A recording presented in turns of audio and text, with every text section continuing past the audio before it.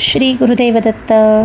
आम्ही सगळेजण म्हणजे हे आई, यज्ञा आणि मी, आम्ही सगळेजण निघालो आहोत अहमदनगरला. म्हणजे आधीच अहमदनगर बरं का, आत्ताचं अहिल्यानगर.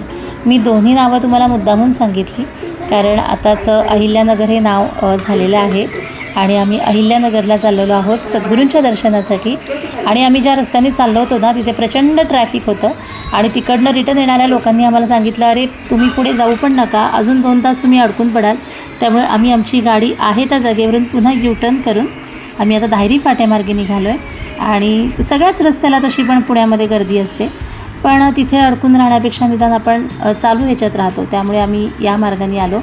आणि आता आमचा हा प्रवास नगरपर्यंतचा सुरू झालेला आहे आणि आम्ही सगळे निघालेलो आहोत. अजून एक गुरुजी आमच्यासोबत आले होते आणि आम्ही सगळेच जण आता सद्गुरूंच्या दर्शनासाठी निघालो आहोत.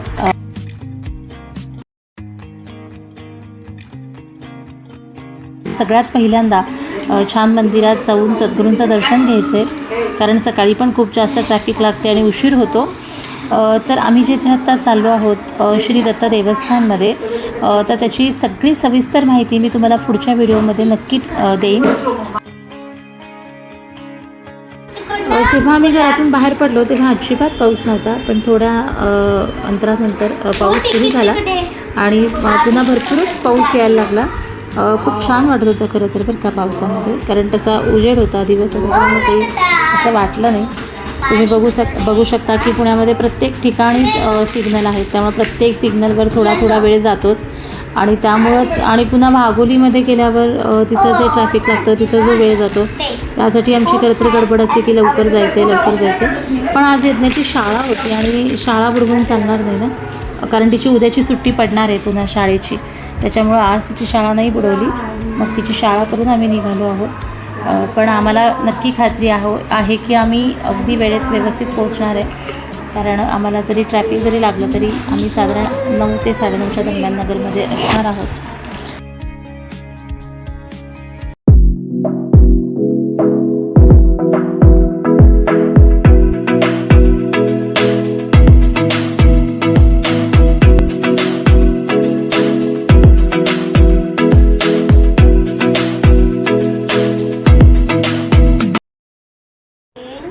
असं मस्त प्रवास करताना पाऊस येत असला ना की मजा येते. चला आपण आता थोडा वेळ ह्या पावसाचा आणि या प्रवासाचा पण आनंद घेऊयात.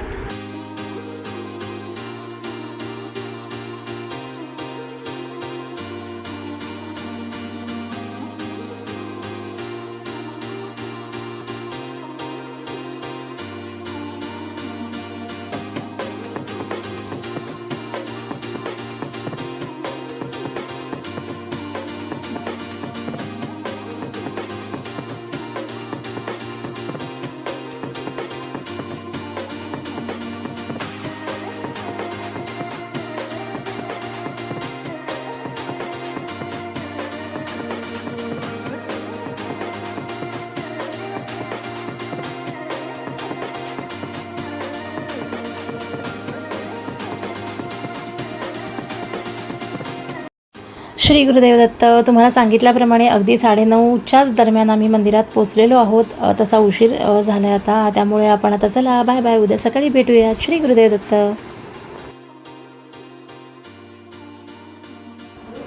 श्री गुरुदेव दत्त. सुप्रभात. आमच्या सगळ्यांचं आवरून झालेलं आहे. यज्ञाला सागरवेणी घालून दिली, तिला सागरवेणी घालून हवी होती आणि तिने तिच्यासाठी पर्स पण घेतली आहे सोबत. पहिल्यांदाच ती पर्स यूज करते. बघू आता किती वेळ ती पर्स अशी यूज करणार आहे. आमच्या सगळ्यांचं आता आवरलं आहे आणि आता आम्ही सगळेजण निघालो आहे. मंदिर आम्ही जिथे राहिलो आहे तिथपासून मंदिर फक्त 5 मिनिटाच्या अंतरावर आहे चालत. तर आता आम्ही सगळे निघालो आहे. चला तर मग आता आपण मंदिरात सगळे जाऊ आणि छान तिथल्या वातावरणामध्ये सद्गुरूंच्या सहवासामधला तो आनंद लुटू. श्री गुरुदेव दत्त.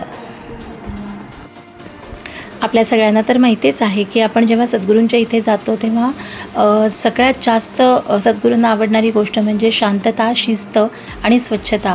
तर आपण जेव्हा मंदिरात प्रवेश करतो तेव्हापासूनच ह्या गोष्टी सगळ्या सुरू होतात आणि हे सर्व सद्गुरूंना खूप आवडतं आणि आपणही या गोष्टी दैनंदिन जीवनात उपयोगात आणायला हव्यात. त्यासाठीच सद्गुरूंनी आपल्याला हे शिकवलेलं आहे. आणि तुम्ही इथं बघू शकता की खूप शिस्तीने शांततेने आणि व्यवस्थित अशा सगळ्या सेवा आपले गुरुबंधू भगिनी करत असतात. इतकं सुंदर असं हे वातावरण असतं. तुम्ही कधी जर अहिल्यानगरला आलात तर सावेडी रोडला श्री दत्त देवस्थान आहे आणि वेदांत विद्यापीठ आहे. इथं 4ही वेद शिकवले जातात. 4ही वेदांचं इथं अध्ययन केलं जातं. तर तुम्ही नक्की नगरला आलात की या आपल्या सद्गुरूंच्या दत्तगुरूंच्या मंदिरात नक्की येऊन जा. चला तर मग आम्ही आता सगळेजणं दर्शनाला आज जातो, कारण आतमध्ये मोबाईल अलाउड नाही आहे आणि तिथल्या नियमांप्रमाणे आपण सगळ्यांनीच वागलं पाहिजे. पुढची सगळी माहिती मी तुम्हाला सविस्तरपणे पुढच्या व्हिडिओमध्ये नक्की सांगेन. श्री गुरुदेव दत्त.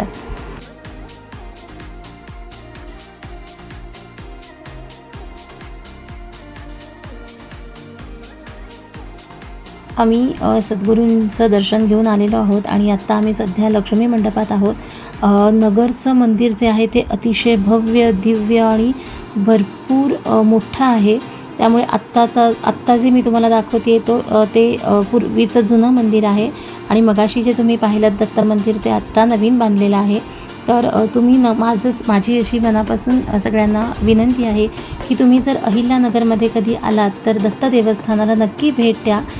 तिथं जे वेदांचं अध्ययन होतं त्या सगळ्या गोष्टी तुम्ही तिथे जाऊन बघू शकता. अतिशय सुंदर आणि अतिशय छान अशा वातावरणामध्ये तुम्ही नक्की याल आणि तुम्हाला ते सगळं नक्की आवडेल. ज्यांना ज्यांना हे माहिती नाही त्यांनी इथे नक्की येऊन सद्गुरूंच्या दर्शनाचा अवश्य लाभ घ्यावा. आज एवढी प्रचंड गर्दी आहे कारण गुरुपौर्णिमा आहे, ॲक्च्युली वर्किंग डे आहे, तरी पण आपल्या सद्गुरूंच्या भेटीसाठी सगळे भक्त आलेले असतात आणि त्याच दिवशी सद्गुरूंच्या मुखावर सुद्धा एवढं तेज असतं की गुरुसुद्धा आपली वाट बघत असतात आणि तो सोहळा अतिशय सुंदर, म्हणजे मी तुम्हाला शब्दात सांगू शकत नाही. जे जे या मार्गात आहेत ते सगळं हे स्वतः अनुभवतात. त्यामुळे श्री गुरुदेव दत्त.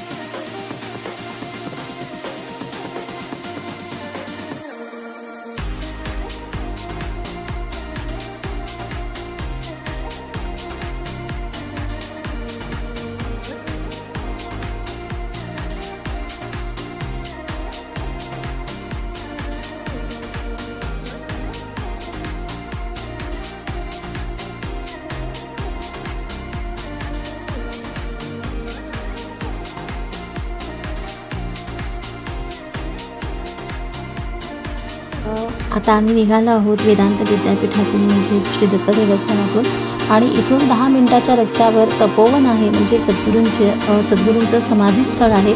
तिथे आता आम्ही दर्शनाला चाललो आहोत आणि तसंच मग आम्ही पुढे पुण्यासाठी निघणार आहोत.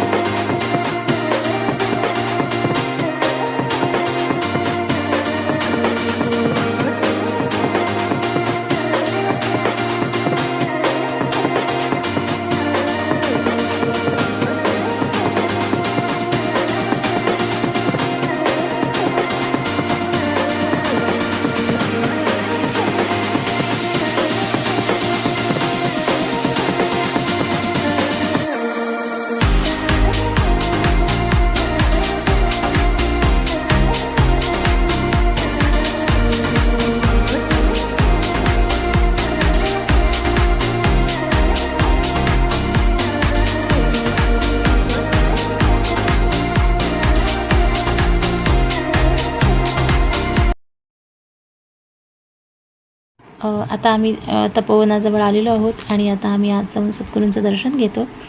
श्री नृसिंह सरस्वती तपोवन असं तपोवनाला नाव आहे. श्री गुरुदेव दत्त. आता इथलं दर्शन घेऊन आमच्यासोबत आजी आहेत, त्यांना त्यांच्या घरी सोडणार आणि तिथून पुढे मग आम्ही पुण्यासाठी निघणार. चला तर मग इथलं दर्शन घेतो आणि आजींना त्यांच्या घरी सोडतो आणि आम्ही पुण्यासाठी निघतो. श्री गुरुदेव दत्त.